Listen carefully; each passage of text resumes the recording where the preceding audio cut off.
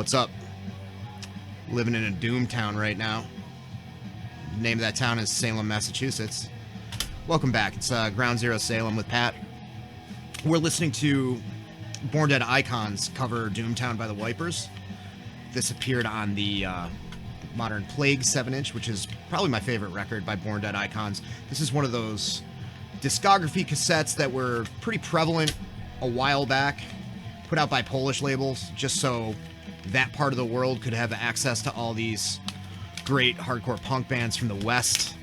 They're all pro tapes. There are a couple of different labels that did them. A lot of them hard for me to pronounce. This is Truhaka Fala is the name of this one. There were a bunch of these floating around. I have another one by the same label for DS13. So there's a lot of that era of stuff. The 2K thrash era. Born Dead Icons were pretty singular for what they were doing at the time. Maybe the closest thing was Tragedy. Very gloomy, very strong amoebics and Motorhead influences. Generally driving kind of tempos. Powerful shit. They were from Quebec, if I remember correctly. Definitely Canada. Afterwards, they did a band. Most of the members went on to a band called Complications, who were the same sort of thing, but expanded on it with even more of kind of a Wipers and maybe a little bit of a Leatherface influence. Leatherface from Ireland, who are fucking awesome, if you haven't heard them.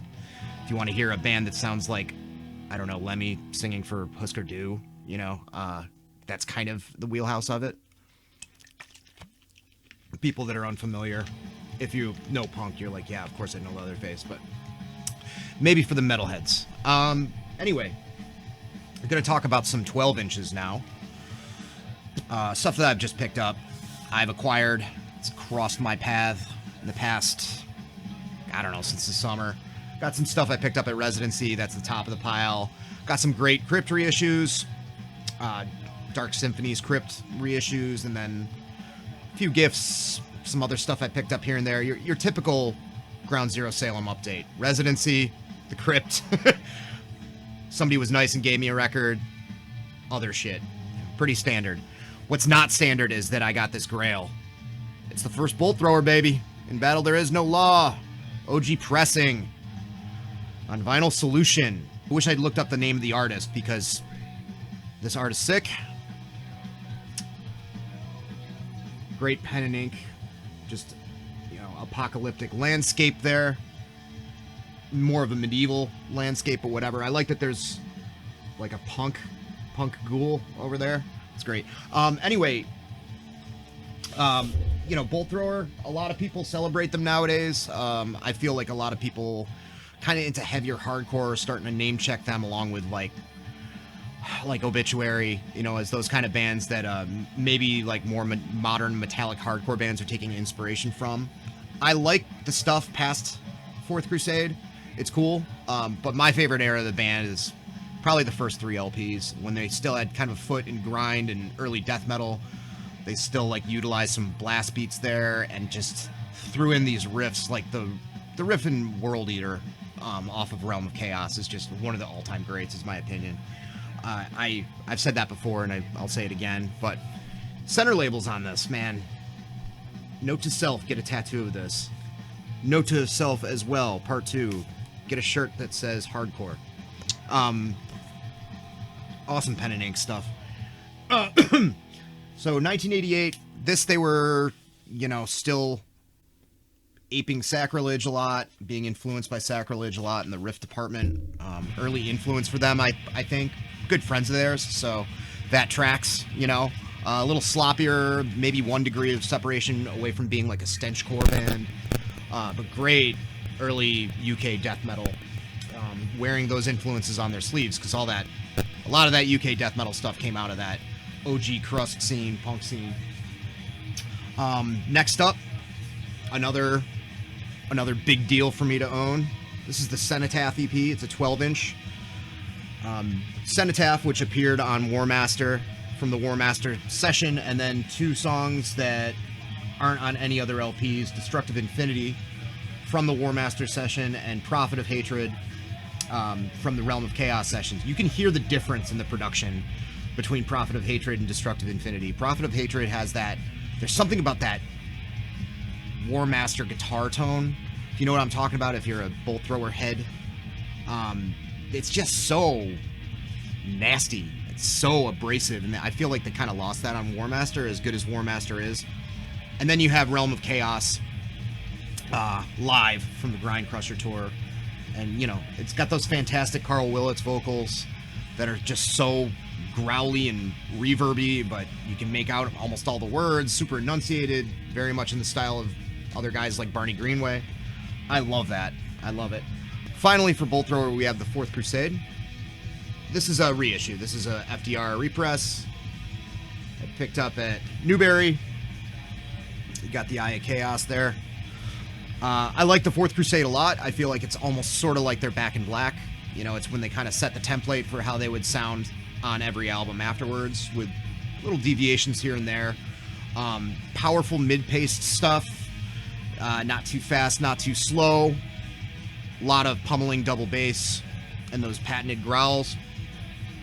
Very strong, fucking violent, warlike riffs. This is a nice repress. Relatively simple. Printed inner sleeve. Good picture of the band there. No fancy colors of the vinyl or anything, but it does have that great center label with the eye and the classic earache logo. So, awesome. I'll probably pick up more and more Bolt Thrower. I like the stuff past this, but the early first 3 or 4 records are just mandatory for me. I've had Realm of Chaos and War Master for a long time. When I really started getting serious about tracking down expensive records, before all the FDR stuff happened, Realm of Chaos was something that I saved my pennies up for back then. So next, kind of in the same wheelhouse, we've got Cadaver with Hallucinating Anxiety. Came out on Necrosis Records, subsidiary of Earache, Jeff Walker's label. Put out the Carnage LP, they put out Repulsion's Horrified, some other stuff. I don't know why I'm having trouble with this. There we go. Center labels for you. A little bit on the sloppy side, but great early 90s death metal from Norway. A little bit prior to all the black metal stuff blowing up. It was starting to then. Firmly rooted as a death metal band, although they would go on to be Cadaver Inc. maybe 7 years later. On Necrosis, you can hear the influences and why the Carcass guys picked them up. There's some Carcass and Repulsion and Autopsy influence on it. There's something unique, almost uniquely Norwegian, though. Something a little unhinged, a little fucking weird, song structure-wise. Kind of mid-level depth, growl, death metal vocals. A weird guitar tone that's a little on the wiry side, a little on the cheap, buzzy amp side that seems to me to be kind of uniquely Norwegian. Although I might be just needing to clean out my ears or just imagining things just because I have the entire knowledge, not the entire knowledge, but some knowledge about what happened in that country afterwards. So, but I feel like there is sort of a weird, almost sort of Death Crush thing going on with the guitar tone. Not nearly as shitty, but just a bit. Next we go to Poland, and this is one of the Crypt reissues. This is Ghost with the Lost of Mercy. Another incredibly solid death metal release. Stuff from Eastern Europe at the time, I feel like it's kind of known for having maybe not the best production or the best playing and it being charming in its own way, with the exception of, the first Vader full length and stuff like that. But this Ghost record, you could put it next to, at least sound-wise, sonically, probably put it next to any Moore sound stuff or any Colin Richardson produced shit. It's really, really thick, enveloping, awesome sounding record, production-wise. Vocally, deep, kind of reverberating vocals, almost kind of good, like, panoramic way that they're captured. There's a fair amount of, like, mid-paced riffing on it that kind of leans in almost... One riff on one of the songs was kind of reminding me of Obituary a little bit. You got that solid, sort of Euro-heavy, slow to mid-paced Asphyx, or even Grave kind of thing, but there's also like a good, I'd fairly say like a good almost American heavy death metal thing going on. It's places like Poland were a little bit of a vacuum, I feel like, at the time, so the influences aren't as put through a strainer, you know what I mean? But at any rate, Ted, of course, did a great job with the reissue. That's the vinyl. Real pretty, clear. I do like clear. And I keep hearing different things. Clear sounds better, clear sounds worse in black. On the turntable, this sounds perfect. There's no, shitty surface noise or anything like that that's sometimes associated with colored vinyl. Great little collage there. So that is a fun record, and you should check it out. Another Crypt reissue here. Bay Area thrash, very late Bay Area thrash, very heavy Bay Area thrash. Epidemic to Cameron. Fuck yeah. A lot of people have been name-checking the more extreme side of thrash lately. Brutal thrash, death thrash, whatever you want to call it. A lot of people talking about how great Demolition Hammer is, for good reason. Exhorter is another big one. Sadist, of course. Numbskull. I'm a big fan of that stuff. It's nice to see a little bit of a return to form with newer bands doing that style, taking it into their own sort of, doing it their own sort of way, like Ripper, Laceration from last decade. Of course, you have Insanity, also from San Francisco. The list goes on and on. I don't really hear too much talk about Epidemic, and I don't know why. They were pretty big, or at least on a big label at the time. Ted managed to get licensing from Metal Blade to put this out, which is rad. And they were very, very heavy. I believe, like Demolition Hammer, they toured with some pretty well-known death metal bands at the time. I read something about them. I think it was Obituary, maybe Malevolent Creation. I'll have to check that. I don't really remember. But I know that they toured with some big Roadrunner death metal bands. And, they're very close to death metal. I think an uneducated ear like myself at age 14, when I thought Sepultura's Arise was straight up death metal, might think that this is death metal. Tortured screaming vocals. There's a fair amount of clarity. You can pretty much understand what the guy's saying. They just sound like thrash vocals, but really extreme. Really good thrash beats that are so punishing and fast, they're almost blasts. They're almost like the OG grind blast without the cheating. And they slow it down too. The first song on the second side, Factor Red, is almost pulls off being mostly like a mid-paced or slower, like E-Chug, moshy kind of song, and doesn't sound like a shitty hardcore band, which is from the 90s, which is really impressive. All in all, like a really good, great record. I had this for years on cassette. I actually just flipped it to residency, so if you're in Salem and you want this on tape, maybe swing by there. But I needed to have this on vinyl, especially for a really good price, which is what I got it for. Yeah, strongly recommended for fans of heavier thrash, brutal thrash, that kind of stuff. I picked this up during my binge of a lot of UK hardcore stuff. I didn't talk about it because it's a 90s band. I was mostly talking about 80s bands when I was doing my UK HC video. This is the Substandard discography. This is very, it's very British. Reminds me strongly of Conflict, almost like a tightened up, metallic, less talky Conflict, UK Conflict. Also maybe House Rotten at their most ferocious. Needless to say, very political, very anarcho. Another one of those deals where it's punks playing hardcore punk music, but the musicianship is so top-notch and well executed that it almost becomes metal by proxy. Certainly if you're into the crustier end of fast hardcore punk shit, this should be up your alley. It was dirt cheap on Discogs. Read a bunch about this band in the Armed with Anger book and just kind of wanted to have it. Lots of songs, as you can imagine. Side A is all singles. It doesn't look like they ever did a full-length LP, at least not on this. And side 2 is demos. And they were around, it looks like from about 92 to 98. But yeah, venomous, fucking angry UK HC stuff from the time, leaning more towards their traditional forebearers of anarcho-punk and UK 82 stuff cranked up real fast. You know, not really a British band taking too much American influence. Or other places in the world, even. Portugal's Sacred Sin. Dark Side. This is fucking good.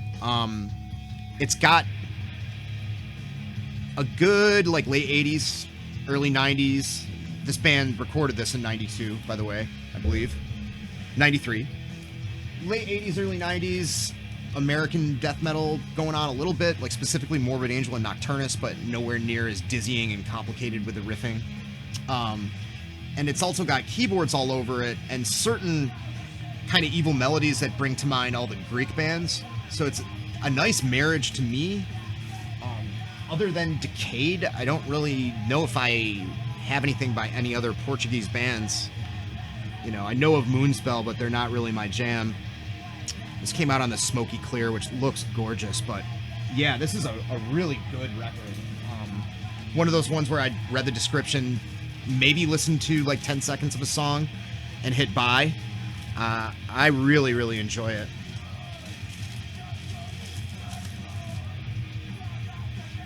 And of course, not sure if it's sanctioned or not, but you've got clearly some nice Giger art there. The CD reissue has a bonus disc, and I'll probably end up pulling the trigger on that because it's got more stuff from before this. I think a single or a promo and a demo and some other shit, and I really was impressed by this, so I want to hear it, you know. P.T. Barnum once said something about people like me. And next was a gift from Mike. This is a band called Pisser, I believe from Ontario, where he's from.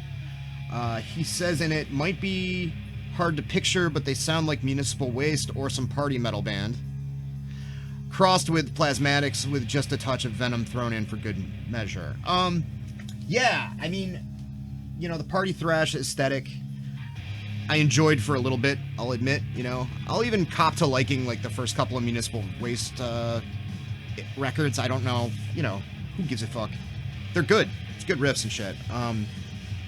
This is a nice screen printed thing. This band Pisser doesn't sound too much like that to me. I get the sort of lighthearted approach to lyrics. There's that going on, and sort of a wild energy to it. But it definitely does have like an early '80s speed metal Venom, maybe a little bit of Motorhead or Warfare or something like that.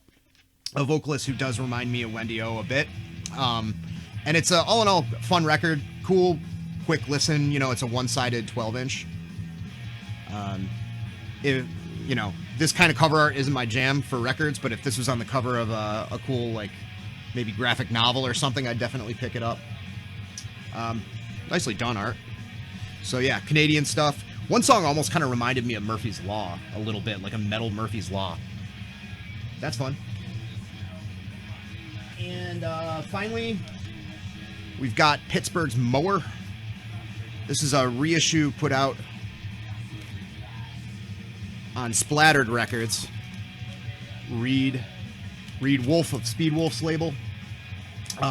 Pretty fitting.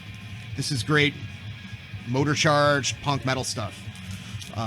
Solidly in my lane that this Grim Reaper on a motorcycle is riding down currently. I love shit like this. If you watch my channel for any length of time, you probably know that.